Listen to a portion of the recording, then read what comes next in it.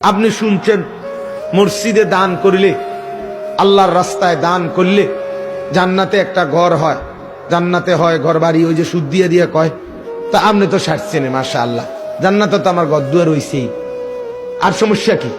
আমি আর নমাজুর মুখিতাম, আপনি এখন বন খাইবেন, বিড়ি খাইবেন, আর চা দোয়ানে গপ মারবেন, আর বেহেস্ত যাইয়া হুইয়া লাইবেন। বাহ, কি রঙে দোয়ান বাহি খায়।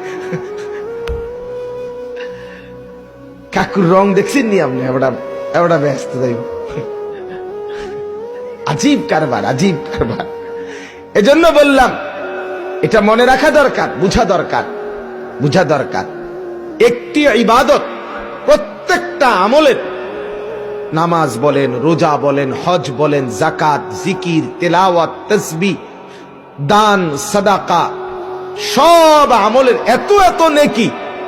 নবী বলছেন